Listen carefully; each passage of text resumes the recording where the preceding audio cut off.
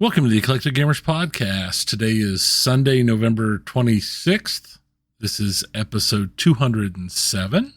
I'm Tony. And I'm Dennis. And, Tony, we don't really have a large episode. It's been Thanksgiving time. It's Black Friday time. We're coming up on Cyber Monday time. So there's not a lot of news other than a bunch of sales that we're not going to report on. So, yay? Yeah, it has been surprisingly light with everything going on compared to normal. And because of weather, we took some snowfall, so we are recording separately. So if Tony and I speak over each other more than normal, that is because we don't actually see each other talking like we typically do. But right. Tony, I guess we could turn on video and we could. No, I didn't plug in my camera. But yeah, that's a whole other thing. But yeah, no, it's just a little bit of snow. It wasn't a big deal, but it's supposed to be above freezing this afternoon. So I'll just wait till then to go out and clean the cars off for tomorrow. And I've been on vacation like this entire week. So I kind of hope my car will even start. So I'll probably start it and run it this evening. I didn't know. So what'd you do on vacation? I played some video games. I read a couple books and I did some stuff around the house and just nothing important. This was another one of those coming up on being maxed out on time. In this case, I wasn't actually coming close to being maxed out on time, but I'd done the math and I realized that between my last time I maxed out and burned some time and TPF, I needed to use 3 days of vacation at some point in that 3 to 6 month period. And if I burned 3 days this week, I got a total of 9 days off. So that's why I did. So I burned it now. So now I'll max my vacation time back out. Well, technically it would be I'd max back out the pay period after TPF, except for going to TPF, obviously we'll burn some of that time. So, right. Yeah, I need to take more vacations so that I'm not riding the upper edge of being maxed out on time.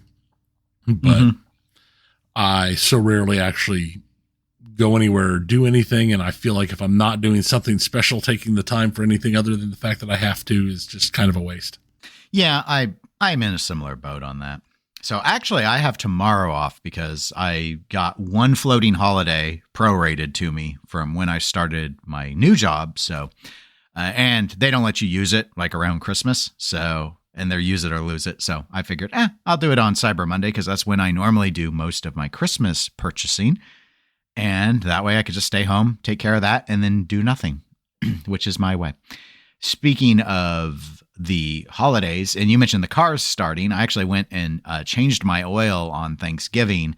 And when we popped the hood open, apparently because I walk to work so much now, a squirrel or a mouse was trying to build a nest in the where the oil cap is. So there's just this little nest that tore some of the insulation out of the car from where the the vents are, and had made this little nest. Oh no! Hopefully they haven't chewed on any wires or anything.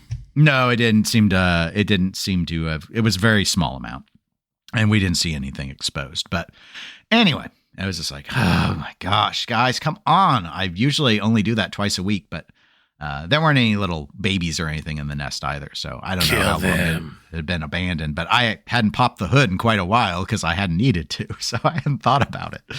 So anyway, I'm about 24 hours in on Starfield now. So that's the game I've been just playing over this holiday period. And then did a couple of wristwatch YouTube live streams for my other hobby. And so Tony actually participated with me a couple of days ago. We put a panel on and we ranked over 30 watch brands. It's over 2 hours long, but if you want to know about which watch brands you should care about, and we didn't rank them off of price. So you got top tier ratings for brands that are affordable, and you got top tier ratings for brands that are never at all affordable and you should just buy a house. But that will be linked in the show notes. So you also got bottom tier ratings off of some, not quite bottom tier, but second to the bottom tier ratings for some places that you should just go buy a house instead. Yes. And I think there was only one very bottom tier. People were we let the audience that was live participating, watching, actually vote. They were 25% of the vote. So they were far too merciful. They were. I think that really leveled things out a lot more than if it had just been those of us on the panel. Oh, that's true, because at various points, all three of us on the panel were, I think the word we would describe ourselves as is cruel. Yeah, that's a good word. We were kind of cruel with a couple of those groups. Not nice like how we are with pinball and video games. Speaking of which, that's my segue right into pinball. Not a lot of news. This will be a shorter episode today, folks, but you all are probably enjoying the watching the clock to see when you can finally not be sitting around talking to your extended family. So we won't be the main excuse, but we'll give you a little bit something to listen to as you drive away back to freedom. So the first thing to note is this is per Nap Arcade. I do have a link in the show notes to this article for those that want to learn more.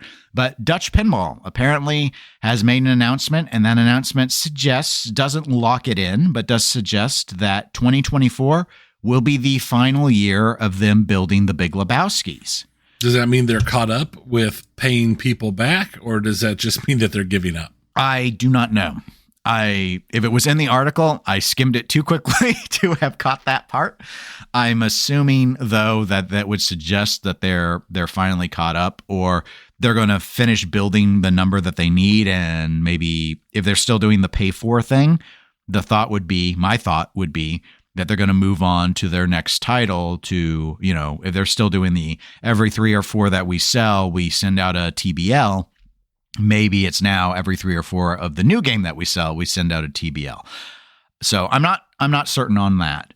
What I wanted to ask you, though, Tony, is do you think that this is more evidence that they are, obviously it means they're moving on, whether they're moving on to not doing anything, period, or moving on to a new game. They've been suggesting for a while that they are moving on to a new game. Do you think that they are moving on to Back to the Future, which we talked about on a prior episode? As a rumor. I mean, it's something that they could be moving on to, I guess. I am not sold that Back to the Future is the title that people necessarily want, but sure, why not? They got to go. If they're moving on to something, that makes as much sense as anything else. Sure.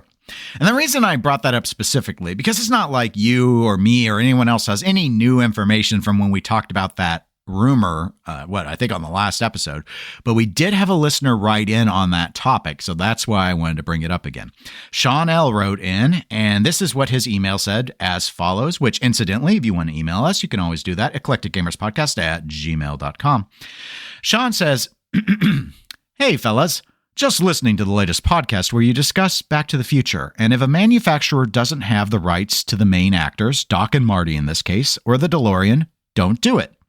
Excuse me, but ever heard of this fringe game called Jurassic Park? Let's see. Oh, it only ranks second on the Pinside Top 100. Too much sarcasm? Which if it is likely your fault from me listening to your podcast. Point is, theme sells and lack of assets can be overcome by other factors. Granted, the other factors have to be amazing. Sean. Well, Sean, thank you very much for writing in. We very much appreciate it. What do you think about Sean's point, which, if I may summarize it, though he was pretty succinct in his email, is it doesn't really matter what assets are there. Just being able to call the game Back to the Future is enough. If you don't believe me, look at Jurassic Park. I think Jurassic Park is a completely different animal for the simple fact that Back to the Future, much more than Jurassic Park, is tied directly to the characters and the DeLorean as one of the primary characters, as opposed to Jurassic Park, where, let's be realistic, the only real characters in Jurassic Park were the dinosaurs. The other characters were incidental. There was other stuff going on that island that I think is how that game makes sense. Though, I'll admit, I think the theme doesn't matter. If the game's fun, the game will be good no matter what. But it just seems weird to have a game that's called Back to the Future and you don't have Doc, Marty, or the DeLorean, because at that point, I can call a game Star Trek and it's just some people running on a star-shaped track. And I mean, if the visuals don't matter, then the license there should be a free license at that point. So, but I mean, Jurassic Park is a good game, and it doesn't have any of the stars. But I think it's a variation because the dinosaurs were the stars of those movies. I mean, nobody cares that Chris Pratt is putting his hand in somebody's face all the time because it's really all about the dinosaurs. Yeah, it's a good point. And I think Sean has a good point as well. Yes, the fact that I do believe that if Dutch does Back to the Future, regardless of the lack of assets that may be involved, that they will sell, and that actually doing that versus an original theme, they would sell more of the Back to the Futures. I will grant that. I still would advise not to do Back to the Future, simply because we do live in a world where they could probably, I'm not even going to say probably, they assuredly could afford another license that would give them more assets. And I think they could sell even more of a game if they've got an asset package to go along with it than going with a more popular theme where they have nothing to work with. So that'd be my first point. My second point would be Jurassic Park was not completely assetless. They, I believe, had the music. They obviously brought in Nedry, and you can criticize how limited his use was in the game and such, but they had those particular tie-ins. But my third point would be very much in line with what you've been saying, Tony. Here's the big difference to me. Jurassic Park isn't just the story of Jurassic Park, of which there are multiple stories. Crichton wrote 2 books in the world of Jurassic Park, but my point is it's a world of Jurassic Park. Both Jurassic Park and Jurassic World, all those movies together have created, it's a world. It's a world where dinosaurs have been genetically brought back into being. What is the world of Back to the Future? It's just 1950s America. That's not a world. That's the real past. Or you want to go back to the Wild West. That's just the real past. It's without the cast that held that movie together of those particular characters interacting and doing the time travel thing. It's just America, the movie, or in this case, the pinball. Like, what is there? No one cares about the town. Was it at that point? Couldn't you just do a movie based off what was that? Was it Pleasantville? Where yeah. I mean, that was like, here, generic original, but thematically it's Nickelodeon, right? It's the movies or it's the TV shows that we saw on Nickelodeon is kind of what that went with, but with like lots of racism, with a thinly veiled, metaphor as it was. It was pretty heavy handed in terms of what it was trying to convey. I mean, I guess it's just, I'm trying to think of like, anything ever having to do with Back to the Future that didn't involve Doc and Marty and such in some capacity. And I can't think of anything, because that movie's strength is not the time travel. It's the characters. And as you noted, Tony, Jurassic Park's strength isn't the characters. It's the dinosaurs. And dinosaurs are public domain. So I think the analogy collapses under that. It would be better to try and run with in my view, it would have been better if you could point to another license where they basically just had the name and didn't have anything else, and it did well. And it was something character driven that did well still. And I'm not sure if that exists or it doesn't exist. But I do agree with Sean that if the game has, like, if it plays well, if it's got other things going for it, it can overcome the lack of assets. Absolutely. Because at the end of the day, most collectors who buy pinball machines buy them because they enjoy playing them. So It can be overcome. I just don't know why you go with a license where you couldn't get the stuff that's core to it. And this has been the same. This isn't just a Dutch thing either. The public's had the same debate with Jaws. The rumor is Stern Pinball has Jaws. And the rumor for a long time has been you can't get the rights to Richard Dreyfuss or anyone else who was key to that film franchise in terms of the original movie in particular. So basically all you can get is a killer shark, which is the video game Maneater, which is a fun game. And if the pinball game comes out and they let you as the ball be the shark, that could be fun. If you don't have any assets, I just don't know why you do Jaws, other than maybe you get some cheap, easy sales because the movie poster as your back glass. And okay, more power to them. I still don't think it's the right answer. I'd rather see something where you could get there's plenty of good stuff out there where you could go and get the rights to. Though that does remind me, Tony, we did have someone, I think it was on Facebook post. No, maybe it was on Pinside. They basically hated all of our theme ideas. We were like, when we were doing the Schwarzenegger and the Stallone verse, they didn't like those ideas. They hated all those ideas. And I think the reason I can see that. No, the only reason they could hate those ideas is they haven't actually seen Oscar to know how good it would have been. Oscar was so good. They don't understand. All right, moving on to the next topic we've got. Back to Stern Pinball. Black Knight, Sword of Rage. You remember it had the coolest topper ever? They're making more of them. More of the toppers. They're not making more Black Knights. Well, people are speculating. Is this a sign that they're going to make more Black Knights? What do you think, Tony? I mean, I could see that. I could definitely see that game is still one that could have some desire and end up going out on the list.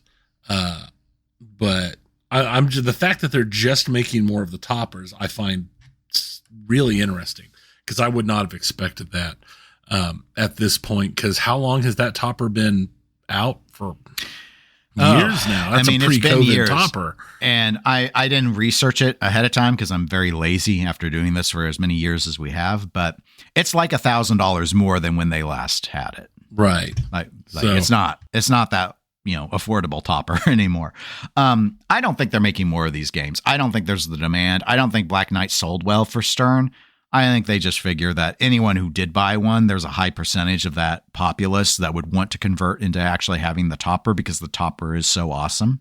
It is an awesome topper. So I don't think they're going to go back and do. I don't think it's because Steve Ritchie isn't there anymore either. I do think it'd probably be an easy license to renew. They would have to renew a license, I believe. Planetary Pinball controls the old Williams licenses when it comes to making games. So even though it was once an original theme, it is actually owned by another entity that isn't Stern at this point. However, the game isn't.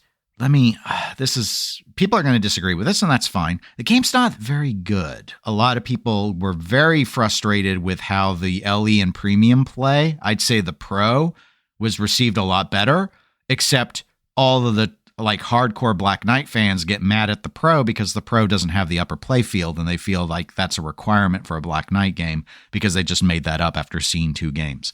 So I just don't think that there's enough interest in this title to do that. And they probably, I think at their new space, have the ability to run an accessory line and keep it actually operating smoothly. And so maybe they're going back and trying to kind of take care of some of this pent up demand. Maybe they have a lot of orders from their distributor network that they're just that would make sense that they're just sitting on, and they know that people want it.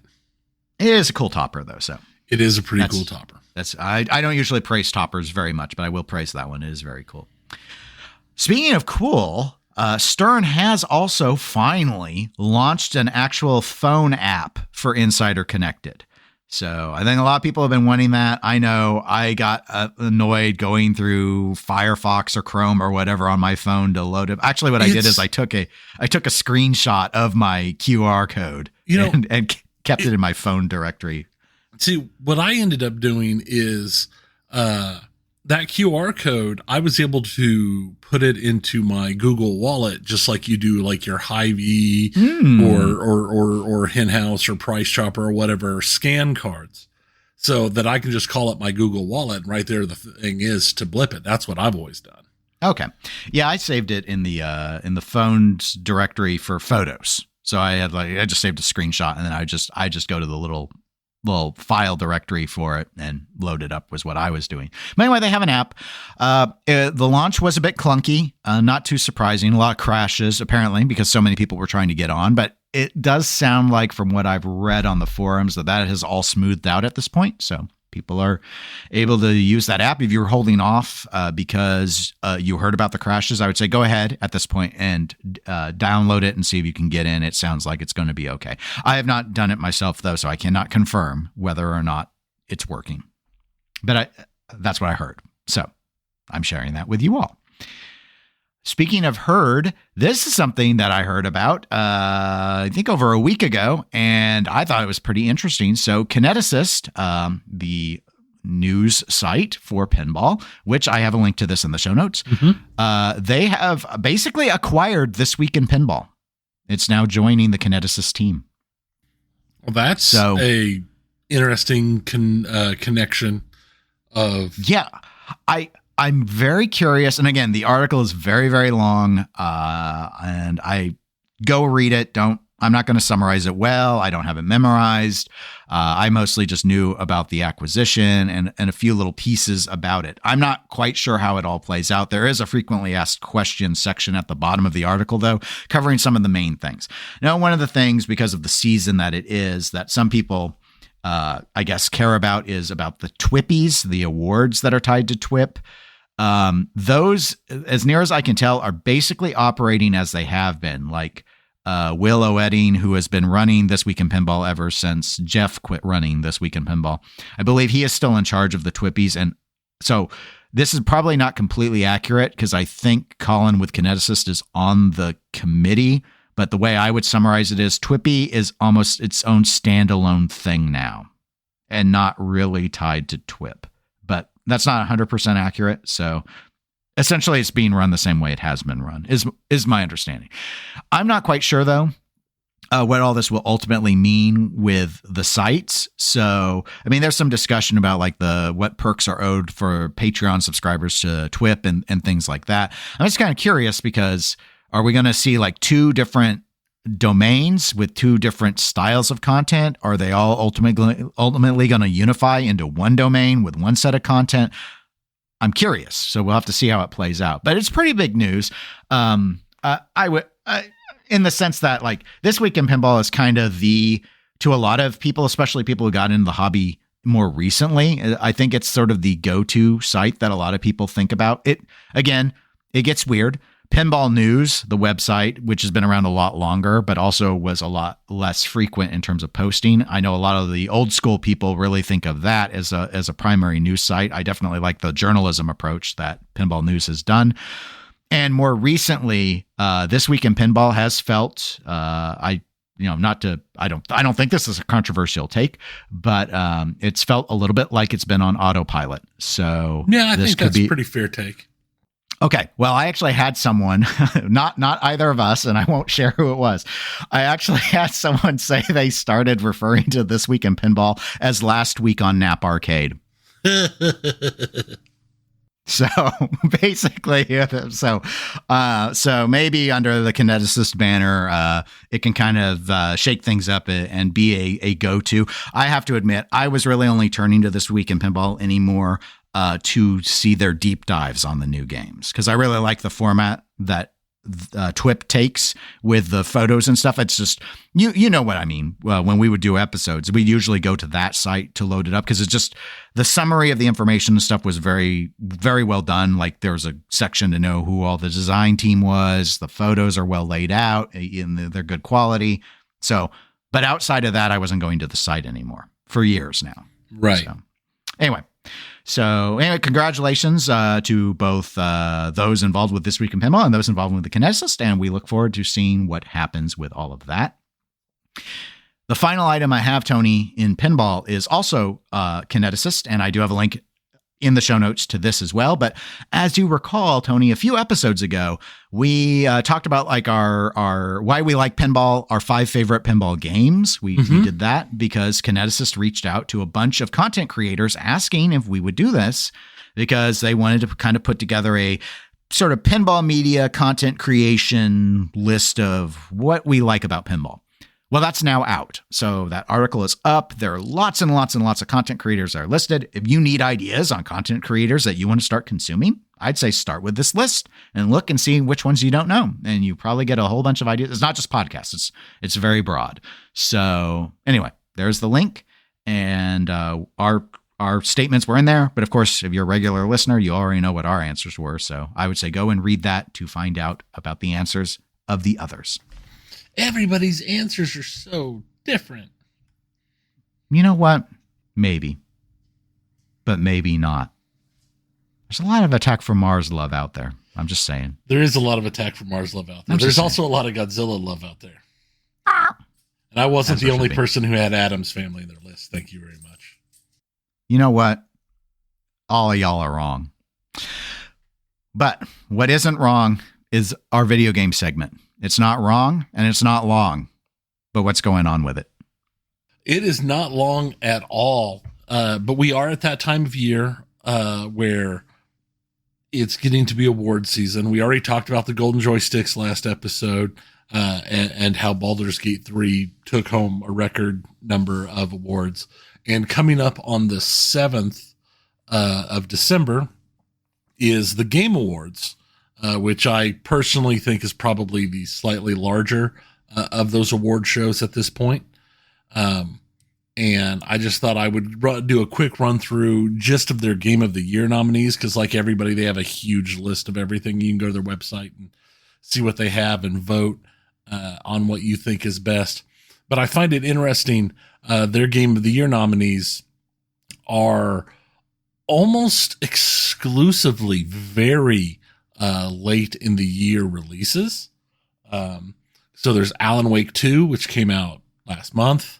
Baldur's Gate 3, which has been out for a while now. Spider-Man 2, which came out in October, as I recall.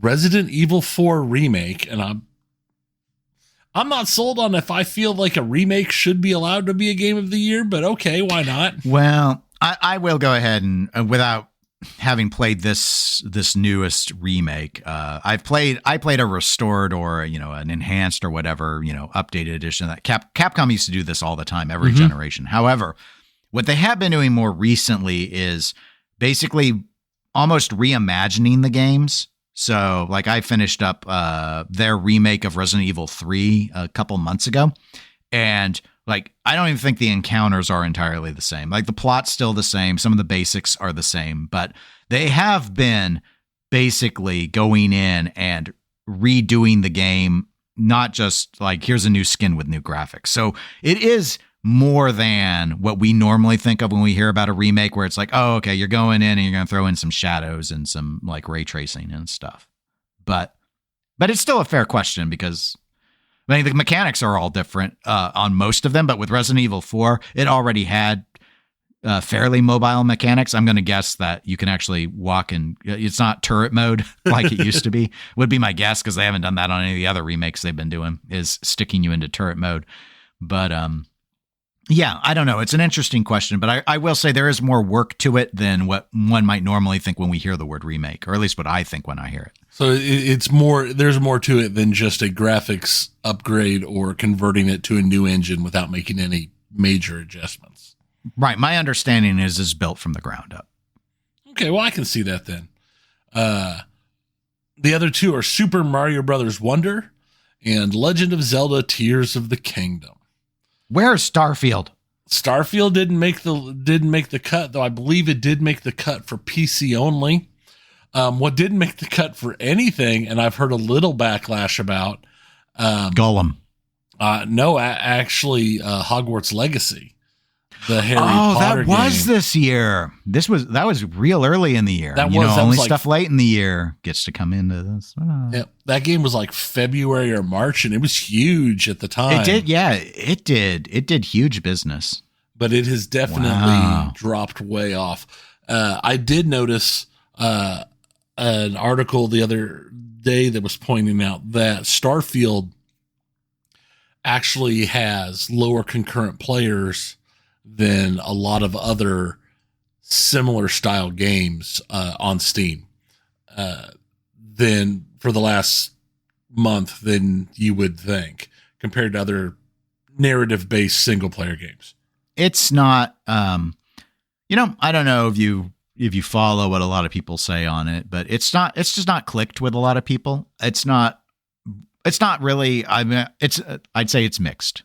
And I've given my kind of extensive thoughts on it a couple episodes ago. But if I were to summarize the public writ large, when I see them talk about it on the gaming subreddits, it's basically because of how the travel system and working from system to system in space is, it loses the magic of exploration that we normally associate with a Bethesda game like Skyrim or any of the Elder Scrolls games of recent memory, and of course Fallout. Right. So, and that is the magic that most people really wanted. And I have to admit, it doesn't, in some ways it's a Bethesda game, and in some ways it doesn't feel like a Bethesda game. And as I've remarked before, I mean, you have to essentially fast travel to do a lot of stuff. So it's just not, one of your favorite things to do in Fallout. Hey, look, what's that in the distance? Let's go off and do that. It just doesn't have that to it. And that's what people wanted. They wanted to somehow see that in space, and the way Bethesda executed on Starfield, it's not there. That's not the approach they took. So that's what has annoyed some people. But I mean, it's got some good quest lines and such. It just depends what you're after. It's also kind of interesting that Diablo 4 is not on this list. That's not interesting. That is easy to tell because it is Diablo 4, and that game is not great. Case in point, this week, the game is free like all week on Steam. There's a free trial for like the entire week. So that'll probably be almost over by the time most people listen to this episode, but it's out there if you want to try it. It is definitely not the most great game. It's just not. So I have no surprise that it has such a major drop off. I know I regret the purchase of Diablo, and I've not played it since like June, and I have been extremely happy with my purchase of Baldur's Gate 3. I've played a fair chunk of it during this whole time on vacation, and then I also played some of my old standby games this time as well. So, well, that's because the EGP Discord pressured you into getting Baldur's Gate. And I thank them for that pressure because I made the right choice. So, now the question is, which of these titles do you think is the most likely to hit the top? Well, the right answer is going to be Baldur's Gate 3, given what we saw of the golden joysticks. So that's the one that I think ends up taking it. I think you're right. I definitely think you're right. But if you want my second pick, it would be Tears of the Kingdom. Yeah, the surprise on this list for me is Alan Wake 2 being on this list. I really enjoyed the first Alan Wake game. I just didn't expect Alan Wake 2 to be so high on the list. I'm a little surprised as well because it's not like I can't order it for console yet. So I don't think it wins. I don't think enough people have played it. Yeah. I mean, the top three in my view would be Baldur's Gate 3, Tears of the Kingdom, and then Spider-Man 2. I think those are the three that are in true contention. I think a lot of people won't vote Resident Evil 4. Not so much that because it's a remake, but rather I just don't think it has the player base. Mario Brothers Wonder, I've heard very good things about, but I think next to Zelda, I don't think it's gonna hold up. In terms of the voting. We know Spider-Man, when it first came out for Sony, it did very, very well. So Spider-Man 2, again, the response has been great to it. Normally I would think Tears of the Kingdom wins. The only reason I don't pick it is because of what we saw Baldur's Gate do at the prior awards. And it's resonating so well. Normally, I think this is Nintendo's to lose, but I do think Baldur's Gate will continue its streak of winning all the important stuff. I think you're right. I think it is a fight between Tears of the Kingdom and Baldur's Gate. I don't think anything else on this list comes near the top as those two. So we'll find out on the 7th if the people agree with us. So yes, it's the Game Awards is interesting. Not really for the awards, but rather in fact, it's just a big trailer show. So yeah, it's a bunch of trailers, and I mean, for the last couple of years, they've had some serious drama. Yes. So, pinball doesn't have a monopoly on drama, folks. No, it does not. While we're speaking about Baldur's Gate 3 is getting a deluxe physical edition for $80 that is already being scalped for $200+ on eBay. But Laren went ahead and put out a notification that the physical edition is not a limited edition, and they've got a whole bunch of ship dates coming Q1 of next year. So don't pay scalper prices for it. There's more coming. Well, I'm glad they got the announcement out. Yeah. So that's good. The game I've been heavily looking forward to, Warhammer 40K Space Marine 2, has been delayed to the second half of next year to properly polish the game. So we're looking at a full year pushback on that game, because that game was due out in December originally of this year. Will there be blood for the blood god? There may be. There might even be skulls for the skull throne. We'll just have to see how it turns out for them. I liked the first one. It was fun. I did too. I really enjoyed it. I thought it was a lot of fun. In the making me feel older than I already feel category, Half-Life turned 25 this year. Yeah, you can rent a car. You can. But what's interesting is Valve put out a special anniversary update, adding new content, restoring some old content, and actually doing bug fixes in the game. I didn't know they remembered how to program. I didn't either. I was kind of shocked. I'm figuring they probably outsourced it to another company to do it. But yeah, no, I was surprised when I saw that they'd actually done updates to it. So, but Half-Life was, I mean, that game was amazing at the time. So, and while we're talking about Valve, head of Valve, Gabe Newell, there's been an ongoing class action lawsuit against Valve, an antitrust suit, claiming that their 30% commission is bad for the industry and bad for players, and they're just bad and they're a monopoly.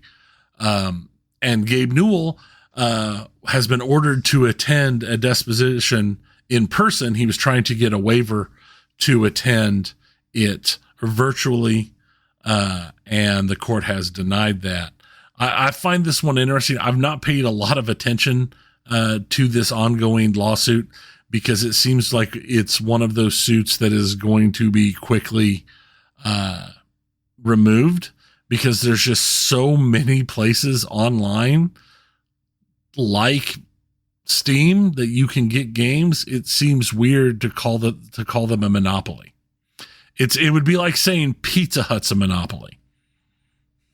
Yeah, I mean, I guess I sort of get where they would be coming from, in that it is a huge share of the PC purchasing market, but it's not the only option out there. People have turned to it for convenience sake, but Epic Game Store obviously has tried to cut into that space. So I just don't see how, unless there's price fixing or something, which I don't believe is a part of the lawsuit. No, I don't really see how it could be won, but I'm not a lawyer. So right. I No, I think the big target of their suit is, I mean, like, they made special mention about, Valve's 30% commission, and Epic has a lower commission. That's part of their deal. But I mean, there's GOG, there's IO Games, there's a bunch of other sites out there, and most of them pull the same 30% commission. So yeah, it's not like Apple not letting you get a phone game other than through the Apple iPhone store. It's not like there's nothing that limits you that says you have to install games through Steam. So right. That's where I just don't think it can. I just don't see how it holds up, but we'll find out. Yeah, we'll see how that goes. Also, a couple other little things. The Overwatch League is dead and gone. that was voted on to withdraw from its existence in its current form. We used to talk about Overwatch League all the time. We used to watch Overwatch League all the time back pre-COVID. But they have definitely fallen off since COVID, and especially since the switch to Overwatch 2. I don't think I've actually watched it a single time since the switch to Overwatch 2. But they have voted the teams to disband and end, which is interesting because each team's going to receive a termination fee of $6 million.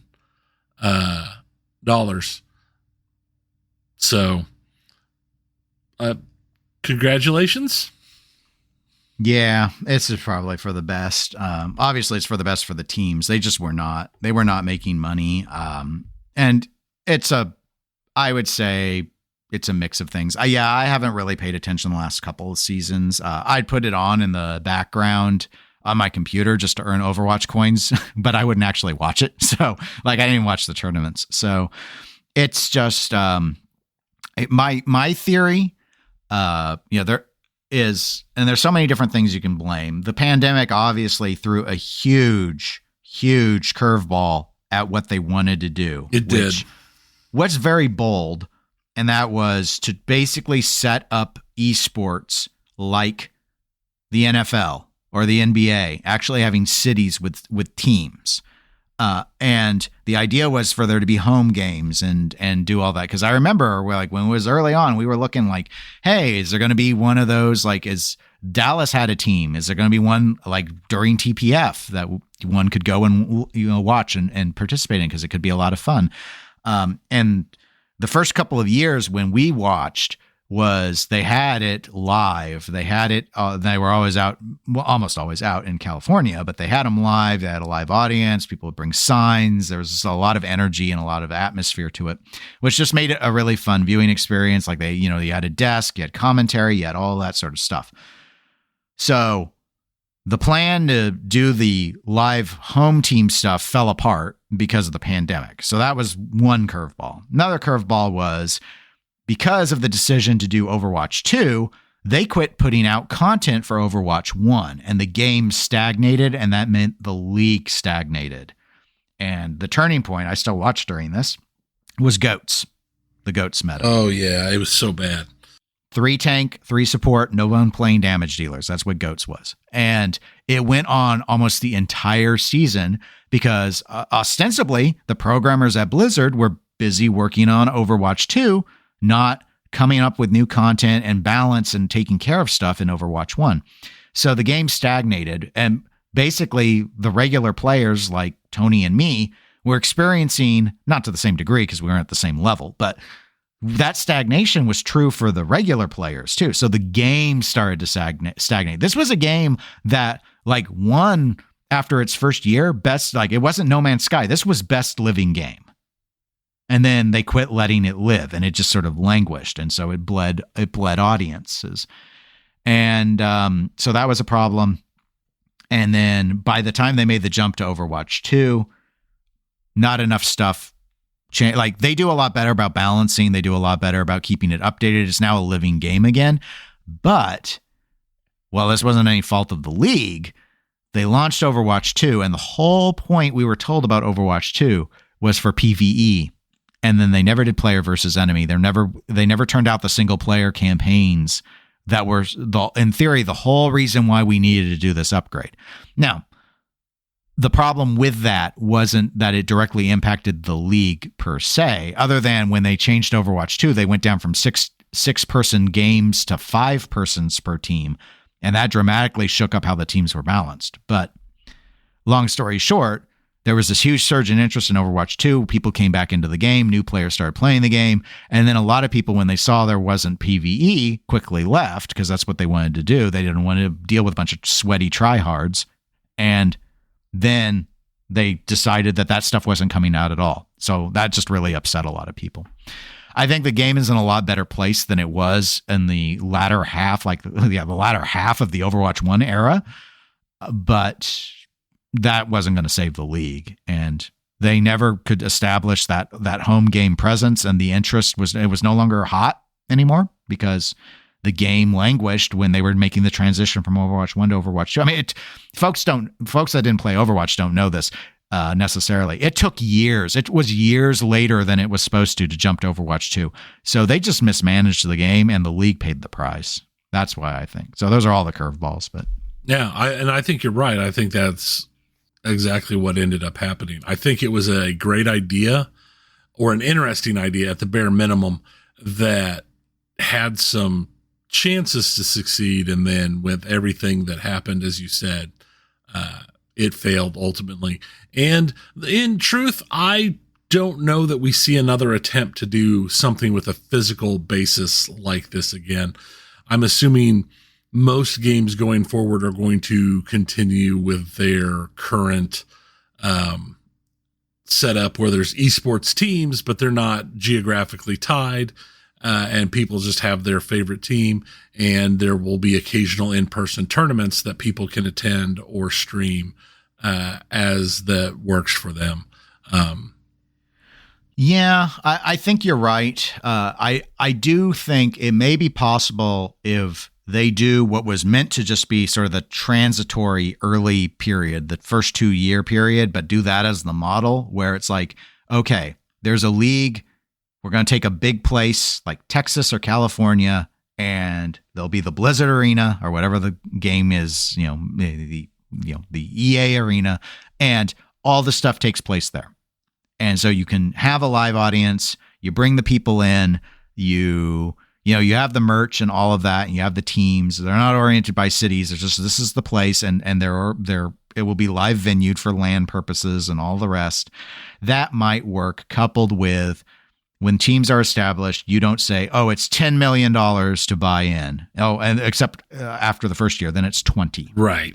They charged a whole ton of money because they thought there was going to be all this money made on ticket sales and stuff for these teams, and it just never worked out. But had they kept it in one location, yes, the pandemic still would have been a problem in the case of Overwatch. But had they just kept the one arena and kept doing it like that I think they could have done. And kept going, and it would have made a lot of sense. But once it went online to play during the pandemic, the entire crowd spirit is gone, because now it's just like watching Twitch. So that sucked. And then the teams that they made, they didn't even, because of this desperation to get the stuff just going, they started doing things that made no sense. They put New York in the Pacific region. Like they're playing they're playing the Koreans, and in a time like that's probably the turning point where I quit actively watching, because I followed the New York Excelsior. That was the team I followed. And once they put them in the Pacific region and they're playing like at 6 p.m. South Korean time, I could no longer watch. Well, and it wasn't even just that. I mean, because they eventually ended up with pretty much the majority of the teams were based in South Korea. So almost all of the play times ended up being at weird times. And another curveball I didn't mention, but probably deserves it, is China made some changes, which basically took out their teams. So yeah, China has made some major adjustments to what is allowed. That really, I mean, that caused a lot of disruption, because there was a balance that was that relied on, and there were three, I think, Chinese teams, right? Right. Or were there 4? There's at least Spark, 3. The Dragons, the Charge. Those are the 3 that pop in my head. So I would say there were 3 in season 1, and they might have added another one in season 2, or it was 2 in season 1. They might have added another 1 or 2 in season 3. It gets confusing because there were teams that would be like New York or London, and then they would be full of South Korean players. Right. So you couldn't just go, like, if you think of the players and all of a sudden you're like, well, that player's Korean. It's like, yeah, well, there were American teams, American on paper, that built their entire squad out of Koreans. So, right. Because you had to address language issues if you started to mix, because some would try, and it was interesting to see in the early years, because there were teams where they're just like, we have a lot of trouble communicating because we don't speak the same language. It's like, yeah, that would be a problem. But anyway, gone but not forgotten until next year, and then maybe forgotten. And then I still have some of my Spitfire stuff. I know my daughter still has her Valiant stuff. So the first 2 years were really fun. They were a lot really of fun. I mean, fun. I quite enjoyed the first 2 years. So, but the only other things I have is we mentioned a number of episodes ago that the creator of Bayonetta, Hideki Kamiya, had left the publishing studio and had started a YouTube channel where he put up a question and Q&A videos, and he put up a new one that had some interesting things come out of it. Specifically, he said that in his mind, Bayonetta would have been a total of 9 games to have the whole saga that was in his head, but that's not going to happen, obviously, because he doesn't own the Bayonetta IP. So it's not going to end up the way he had it envisioned in his head. And he also got a lot of questions about working with some of the other big name personalities in gaming. And his answer was that it doesn't work like in Dragon Ball, where Goku fuses with other characters. 2 people with completely different personalities and ideas would clash. There's no way you'd get a decent game out of that. So he's probably right about that. I think he's right. Like, there's no way. I have a hard time seeing Kojima working as an equal with anybody, no matter how good they are. So, I mean, to see somebody like Kamiya and Kojima working together, I think it would just be the most terrible game, because I don't think either of them would be able to work together. So, yeah, it reminds me of, and it's real. I get it, because people will be like, wow, let's, like building a dream team, and people think about the dream team and it'll be like, you're going to put all this together, and like with actors. Oh, wouldn't it be great to have an action movie with all the top action stars and all that sort of stuff? And it's just like the thing that people forget about, and probably even more so in video games than they would in something like acting, is that the issue of ego and where that actually comes into play. And sometimes maybe people don't think it's an issue because they don't, on whatever they're talking about, they don't have ego coming into play. But what this reminds me of is on one of the Fast and the Furious movies. I don't know which, because there are more of those than there are planned Bayonetta games. So apparently, but reading about like one of the challenges they had with Dwayne "The Rock" Johnson being in with Vin Diesel, and they were like, their people, their reps were going in, and when they have like fight scenes and stuff, they throw and land the same number of punches and everything, because they worry about damaging each other's brand, so one can't be better than the other on screen. And yeah, it's just, you run into those issues. It's like, oh, well, he can't lose a fight. Yeah, so then you get those fun, oh look, it's a draw. Yay! And everyone's just like, no one's actually excited about seeing what they thought they would see. Right. So it's like if you do Alien versus Predator and they both are like even. It's like, no, that's not what people want. We want to see one crush the other one. We want to see the complete destruction. Well, I think one of those that actually has worked out okay-ish has been like the Expendables movies. But at the same time, when you look at those movies, a lot of those characters get very little screen time. Right. Yeah, it's a big ensemble cast, and which film it is, they have to mix things up on. But again, even with Expendables, in Expendables 3, the reason why Harrison Ford is in that and not Bruce Willis is, like, if I remember correctly, Sylvester Stallone offered Bruce Willis like $3 million to do 2 days of filming, and Bruce demanded 5. And Sly said, you're going way too far. This is basically no work for you. Yeah. And Bruce is like, it's 5. And then he's like, you're out. I'm bringing Harrison. Chris, I was also probably around when Ego Willis even came in then. Yeah.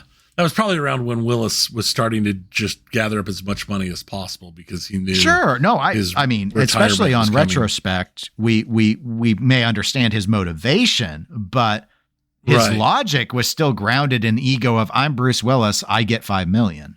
And Stallone's like, you're not, like, This is like an Adam Sandler movie for you. You're basically, we're all just going on vacation and I'm overpaying all of you because you're my friends, sort of thing. Adam Sandler makes a new movie every time a friend needs money. Mm-hmm. Sure. But then, and even we're looking at as fun as the Expendables are, you notice like there's never a ton of screen time with Stallone and Schwarzenegger together. They don't. Schwarzenegger's barely in those movies. So, right.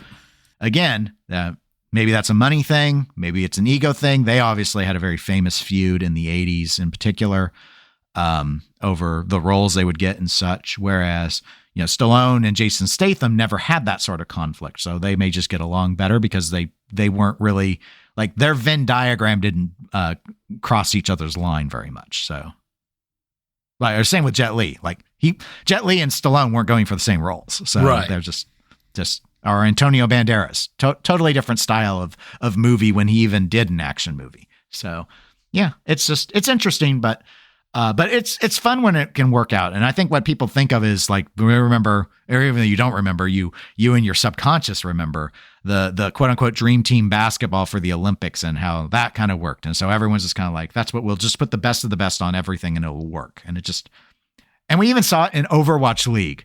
They would gather up, there were teams that would use their money and they would gather up all these top players, and these players were hot dog and solo folks, and they did not do teamwork. And when they started to lose, they would be like, I got to clutch and put the team on my back. And so you had 6 people all trying to put the team on their back doing their own thing. And it worked as great as it just sounded. That's very true. But that's what I've got. Okay. Well, folks, again, I mentioned it before, but if you want to reach out to us, you can email us at eclecticgamerspodcast@gmail.com. We're also available at facebook.com/eclecticgamerspodcast. If you want to support the show even further than listening, you can join our Patreon. We have a tier as low as $1 a month, and that is at patreon.com/eclectic_gamers. We're available on Twitch and Instagram as eclectic_gamers.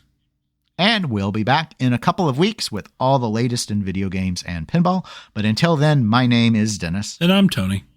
Goodbye, everybody. See ya.